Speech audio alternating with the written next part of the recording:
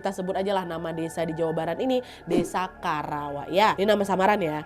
Dan juga tanpa mengurangi rasa hormat, supaya lebih mudah dalam penyebutan kita sebut langsung namanya Tante Tira aja ya. Tira gitu. Nah jadi Wak ceritanya sekitar pertengahan tahun 1994 Tira melaksanakan KKN bersama teman-teman satu timnya ke Desa Kara Jawa Barat. Nah di tim KKN ini Wak ada 16 orang yang berasal dari fakultas yang berbeda-beda.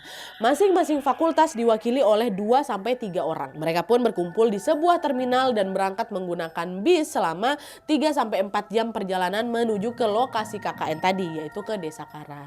Setibanya di Desa Kara, mereka melakukan pembentukan kelompok dulu nih untuk pembagian tempat tinggal.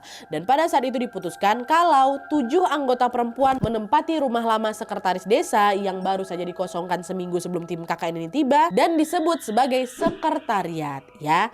Lalu terpaut jarak beberapa rumah dari sekretariat anggota laki-laki yang berjumlah 9 orang atau sisanya menempati sebuah rumah besar di ujung desa yang lokasinya berbatasan dengan hutan. Nah rumah itu terdiri dari 1 ruang tengah, 3 kamar tidur, 1 dapur dan juga 1 kamar mandi di bagian belakangnya.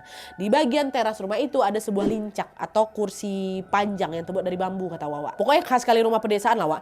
Dan selanjutnya rumah ini disebut dengan base camp. Jarak antara base camp dengan rumah tetangga terdekat itu sekitar 100 meter. Jadi kalau misalnya mereka mau ngobrol, rapat atau saat beraktivitas lainnya nggak akan ngeganggu tetangga di situ. Lumayan jauh lah jaraknya dengan tetangga terdekat. Nah, jadi di sini cewek-cewek tinggal di sekretariat, cowok-cowok tinggal di base camp ya. Nah, pada saat itu Wak, di tahun itu ya, kondisi jalanan di sekitar base camp, sekretariat dan juga perkampungan ini belum sebagus sekarang katanya. Di sana rata-rata jalanan itu masih berupa tanah yang dipadatin atau dicor pakai semen tipis, ditambah lagi listrik di daerah itu juga belum merata. Jadi masih banyak rumah-rumah yang penerangan yang masih menggunakan lampu teplok atau lampu minyak tanah tuh loh. Jadi pada saat malam tiba kondisi desa tuh cukup gelap Wak katanya.